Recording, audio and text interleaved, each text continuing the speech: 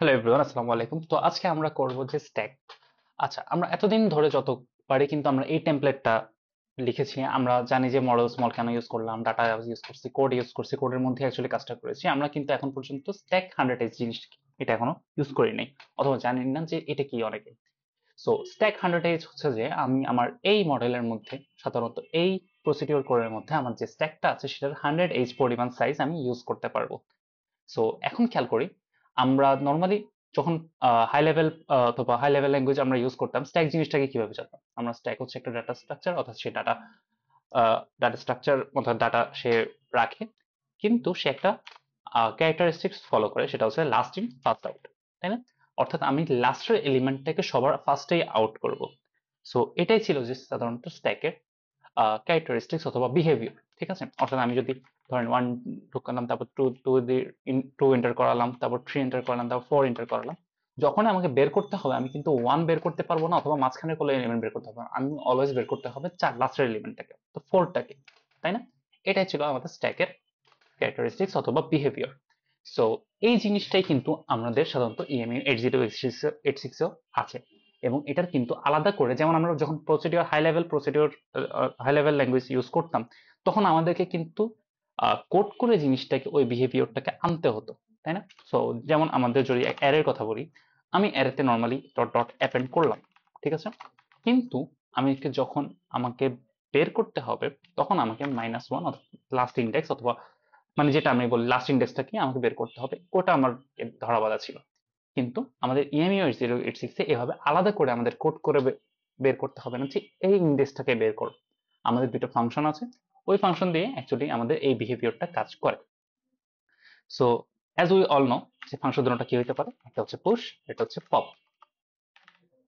ওকে, push pop. So push জিনিসটা কি কাজ করতেছে? পুশ জিনিসটা হচ্ছে যে আমাদের স্ট্যাকে এন্টার করানোর জন্য, অর্থাৎ আমি যখন পুশ করব তখন সেটা আসলে আমাদের স্ট্যাকের মধ্যে অ্যাপেন্ড হবে, আর আমি যখন পপ করব তখন সেটা আমার স্ট্যাক থেকে এক্সট্রাক্ট হবে। এতটুকু আমরা বুঝতে পেরেছি। সো আসেন আপাতত এই দুইটা ফাংশনই দেখি। এর বাইরেও কিন্তু আরো দুইটা ফাংশন আছে, একটা হচ্ছে পুশ এফ, আর একটা হচ্ছে পপ এফ। এই দুটোটা নিয়ে আপাতত তেমন কোনো জানার কোনো দরকার নেই। এই জিনিসটা সাধারণত ম্যাক্রোস অথবা প্রসিডিওরে ইউজ করা হয়। আচ্ছা, লাস্টে যে এফ দ্বারা বোঝাচ্ছে এটাকে ফ্ল্যাগ সাধারণত বোঝায়, I am not sure, but still এখানের মধ্যে যখন আমি পুশ করব, পুশ এফ দিব, তখন আমার যে ফ্ল্যাগের যে কারেন্ট কন্ডিশনটা থাকবে, সেই জিনিসটা কিন্তু আমার স্ট্যাকে চলে যায়। মানে যখন পপ আপ দিব, তখন আমরা অ্যাকচুয়ালি ফ্ল্যাগের ওই যেসব আমার কন্ডিশন ছিল সেগুলো আমাদেরকে বের করতে হয়।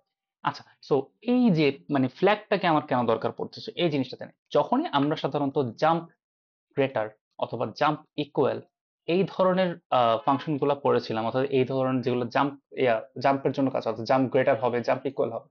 এই যে গ্রেটার, এই যে ইকুয়াল জিনিসটা, এটা কিভাবে বুঝে? এটা মানে আপনার ইএমইউ কিভাবে বুঝবো যে আমাকে এখন জাম্প গ্রেটার হলেই আমি জাম্প করব, নাকি জাম্প ইকুয়াল হলে আমি জাম্প করব? ইকুয়ালটা বুঝবে কিভাবে? সে তখনই অ্যাকচুয়ালি তাকায় ফ্ল্যাগের দিকে। সো এখন খেয়াল করেন, আমি একটা ধরে নিলাম আমি একটা কোড করলাম, সো প্রসিডিওর কোড। হঠাৎ করে আমি একটা ফাংশনকে কল দিলাম, সেই ফাংশনের পার্টটা হচ্ছে এই জায়গায়, সে এই ফাংশনগুলো এক্সিকিউট করলো, এরপরে আমাকে নর্মালি পরের লাইনগুলোকে এক্সিকিউট করতে হবে, তাই না?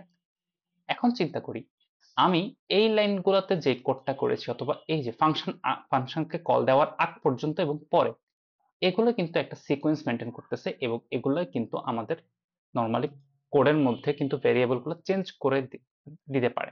যেমন খেয়াল করে দেখেন, আহ এটা এত বড় হয়ে গেল কেন? ওকে, সো খেয়াল করে দেখি আমার a ইকুয়াল টু 14, ঠিক আছে। এরপর আমি একটা ফাংশনকে কল দিলাম, সরি ফর দ্যাট। ওকে, এরপরে আমার আবার এখন চাচ্ছি যে আমি প্রিন্ট a করতে।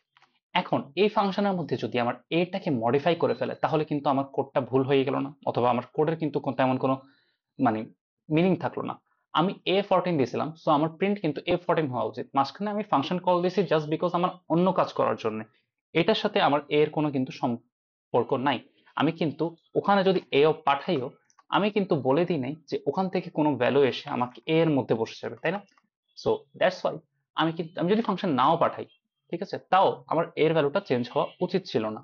সো দ্যাটস ওয়াই আমি বলতেছি যে আমার এই লাইনের সাথে আমার এই লাইনের একটা কানেকশন আছে, যেটার সাথে আমার মাঝখানের লাইনের কোনো সম্পর্ক নাই, তাই না? Same thing for flag. আমি ফ্ল্যাগে এতটুকু পর্যন্ত আমার যে ফ্ল্যাগের স্ট্যাটাসটা আছে সেই পার্টটা দিয়ে কিন্তু আমার পরের কাজগুলো আমি হয়তো করতে পারি, অথবা আমি জানি যে এরকম হওয়া উচিত।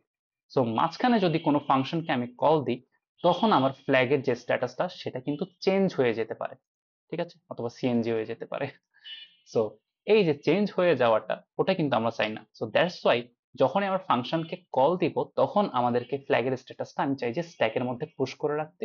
কারণ কি, যখন আমার ফাংশনের মধ্যে কোনো ধরনের ফ্ল্যাগের চেঞ্জ আসবে, সেটা যাতে আমার পূর্ববর্তী কোনো ফ্ল্যাগের স্ট্যাটাসকে আপনার এফেক্ট না করে, দ্যাটস ওয়াই আমি জিনিসটাকে স্ট্যাকের মধ্যে স্টোর করে রাখবো। সো আমার ফাংশনের কাজ শেষ হলে আমি ওটা থেকে পপ করে আবার আমি নর্মাল কাজটা করতে পারবো। এইটাই ছিল। সো এটা নিয়ে এখন তেমন একটা চিন্তা করার দরকার নেই, আমরা আপাতত জাস্ট দেখি যে পুশ পপ কিভাবে কাজ করতেছে।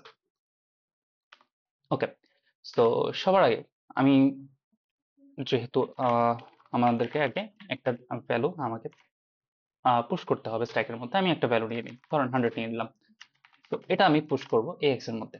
এখন একটা জিনিস, আমি যদি এল নিতাম তাহলে কি জিনিসটা কাজ করতো নাকি আগে দেখি। সো খেয়াল করে দেখেন, এখানে কিন্তু আমার একটা এরর দিছে। কেন এরর দিছে? কারণ স্ট্যাক পয়েন্টার হচ্ছে অলওয়েজ আপনার 16 বিট ইউজ করবে। সে প্রতিটা আপনার ভ্যালুর জন্য সে 16 বিটই ইউজ করতে হবে। সো আমি পুশ করলাম, ওকে, কোড কাজ করছে। খেয়াল করে দেখবেন আপনারা যখন এই যে আপনারা কোড রান দেওয়ার জন্য যে বক্সটা ওপেন হয়, এখানে নিচে একটা স্ট্যাক আছে। স্ট্যাকটাকে অন করি।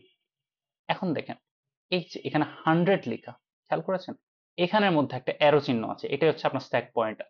আপনার এই যে এসপি 100 এর মধ্যে পয়েন্ট করে আছে। এই আপনার যখনই আপনি কোডটা রান করবেন, খেয়াল করে দেখেন সে কিন্তু এফ তে চলে গেছে। খেয়াল করছেন? অর্থাৎ তার পরেরটাতে, মানে সে নর্মালি ছিল 100-এ, তারপরে সে এফ তে চলে গেছে। সো সে পুশ করছে একটা ভ্যালু। সো 100টাকে সে পুশ করলো। কোথায়? সো আমি যখন এখন যখন পপ করব জিনিসটাকে, সো পপ করলে আমি কিন্তু 100 পাবো।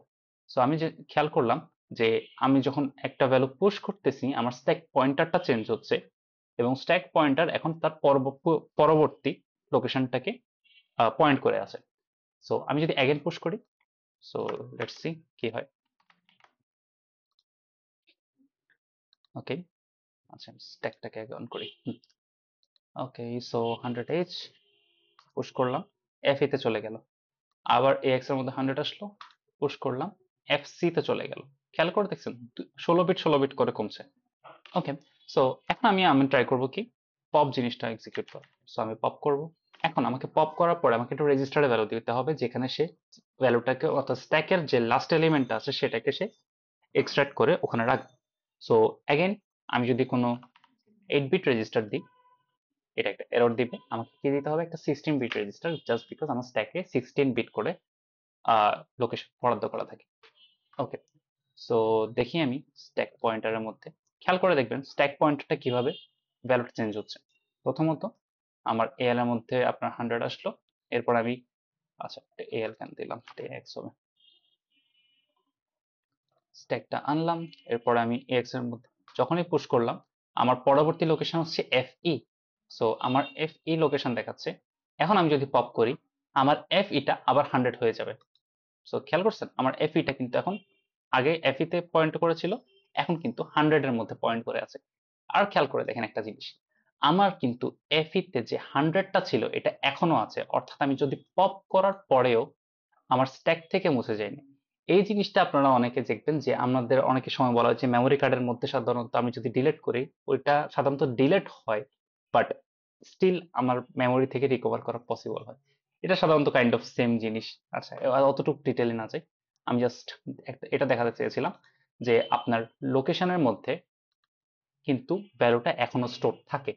সো আপনি যখন আপনার পপ করেন তখন সাধারণত পয়েন্টারের ভ্যালুটা চেঞ্জ হয়, পয়েন্টারের ভ্যালুটা চেঞ্জ হয় আবার 100 এর মধ্যে দেখে।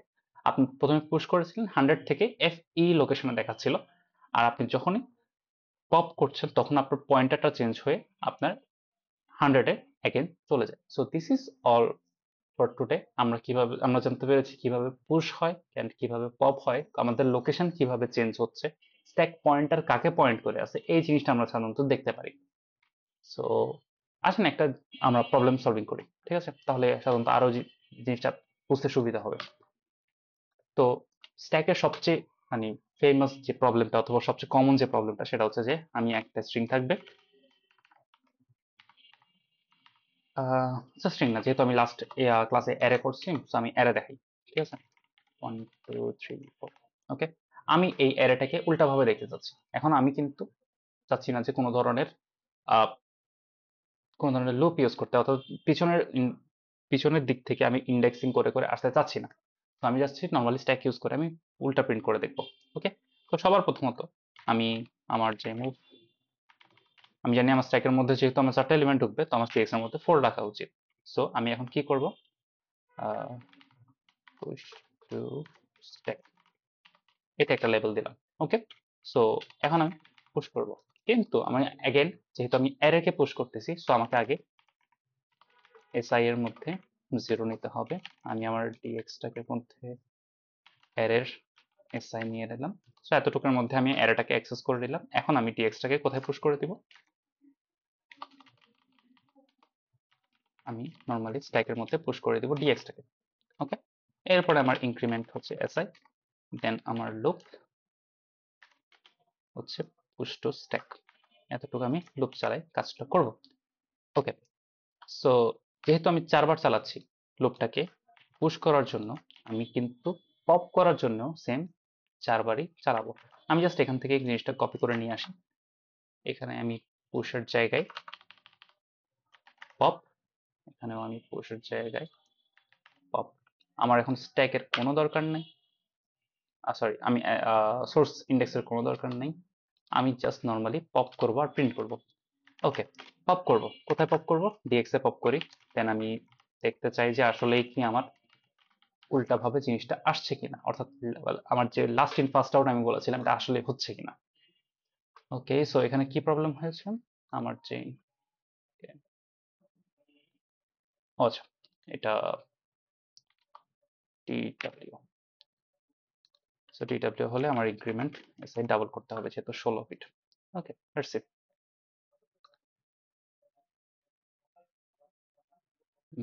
হয়নি, কেন হয়নি? ওকে, সো খেয়াল করে দেখি আমাদের সিএক্স এর মধ্যে রেজিস্টার, আমার এসআই হচ্ছে 0। ও, একটা প্রবলেম যে আমি এসআইটা লুপের ভিতরেই অ্যাসাইন করলাম, যার কারণে বারবার 0 হয়ে যাচ্ছে। ওকে, সো সো আমার উল্টাভাবে প্রিন্ট হয়েছে কিন্তু জিনিসটা বোঝা যাচ্ছে না। সো আমাকে অ্যাড করতে হবে 48 to see that actually work or not. So আমি যখন পপ করলাম, সো খেয়াল করে দেখেন 4 3 2 1, সো এটাই অ্যাকচুয়ালি আমার পপ হয়েছে। কেন, কারণ কি, আমি যখন ফার্স্টে 1 2 3 4 পুশ করলাম, সো আমি যখন পপ করব সবার আগে কিন্তু বের হবে আপনার 4। সো আমি ওই 4টাকেই 48 অ্যাড করে জাস্ট ক্যারেক্টারে দেখানোর জন্য 48 অ্যাড করলাম, যখনই প্রিন্ট করলাম তখন 4টা প্রিন্ট হয়েছে। এর পরের পরবর্তীতে আমি যখন পপটা করবো, অর্থাৎ লুপটা যখন আবার ঘুরবে, তখন পপ হবে কে, 3 পপ হবে। এগেইন যখন লুপটা ঘুরবে 2 পপ হবে, অর্থাৎ এখানে আমার কোনো ইন্ডেক্সিং চেঞ্জ করার কোনো দরকার পড়ছে না। আমার জাস্ট পপ করব, কারণ কি, স্ট্যাক পয়েন্টার অটোমেটিক্যালি যখন পপ হয় তার পূর্ববর্তী লোকেশনে ফিরে যায়। অর্থাৎ আমার যখন যখন আমি এখন বর্তমানে আমার স্ট্যাক পয়েন্টার আছে 100H এর মধ্যে। সো যখনই আমি কোনো জিনিস পুশ করব সেটা কোথায় যাবে গা, এফ ই তে। এফ ই তে কেন, কারণ সে 16 bit register, F F A না, এফ ই তে।